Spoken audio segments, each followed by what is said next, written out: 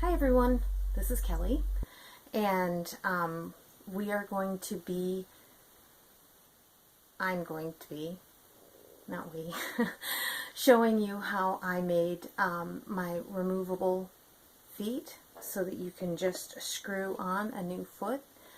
I did this specifically because I'm going to be doing a stop motion video with my satyr here, and I wanted to be able to put feet that have spikes coming out the bottom, so when we're shooting in the woods, Spike would go down into the ground and give him balance that he won't have otherwise, because tiny foot, 2-foot model, it's going to be tough to do the shooting in the first place.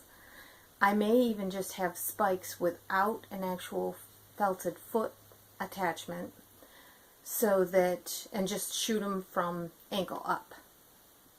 And then do, if I want to get feet shot, then I can get those after using other supports for close-up kind of things.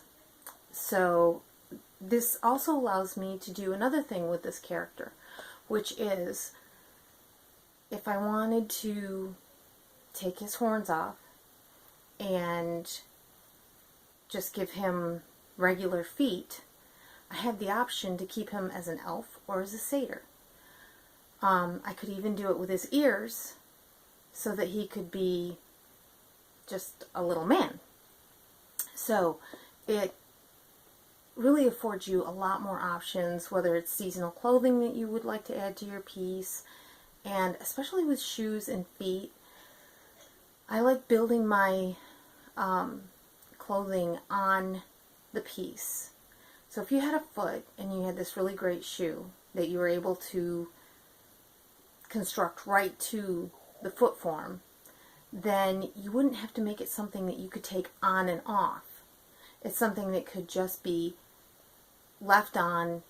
Okay, here's his Santa feet, here's his bunny feet, furry slippers, whatever you want to put on for whatever season that you might be doing. It affords you just some fun options that if you just do it the one way, which with the little pieces that I have done, sometimes I go, especially like my elves, my little elves, I love the clothes that they have, but sometimes I think it would be funny with the little videos that I make to be able to put them in pajamas or things like that, and it makes it impossible when you actually felt the clothing to the piece. So let me show you how I did these, and I'll be back in a minute. Okay, so the first thing that we're going to do is we're going to take Sculpey. We're going to start rolling it while I explain this to you. This is a lamp fitting. You use it to make basically a lamp. It's hollow, so you can run your cording through, and then it has nuts that you can put above and below the container that you've decided to make into a lamp. So, because his armature looked like this coming out his foot, and then the foot was attached down here and there was a big loop. So this had to be able to go into this, and a way to glue it in there. Well, the thing that I found is that these lamp fittings are they are a fine coarse threading.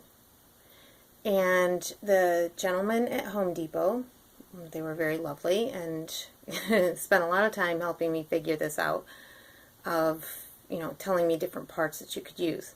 Essentially, it came down to I had to use the nuts that came with the fittings in the lamp package. And as you can see, they're very thin, and I wanted to be able to have something that you could screw in that would be really deep, and that just for stability purposes, to be able to have something that could go down in far enough. So then came the issue of, okay, what do I do to make this threading long enough, meaning the nuts that are in the feet long enough. So my fix was to take Sculpey and I didn't get this wide enough. I spaced them out so that I would be able to elongate that. It only came with so many in a package, and so then I just pushed it around. I added more over the end and a little bit thicker at the end, so there's plenty of room there. And actually, I think I made this a little bit thicker on these so I couldn't see the ridges. I pushed them right into the threading.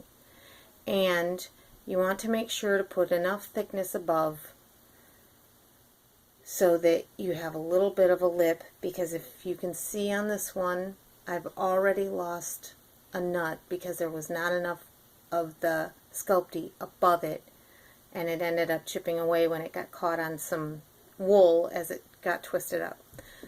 So then I just took this. I didn't test this before I did it. There we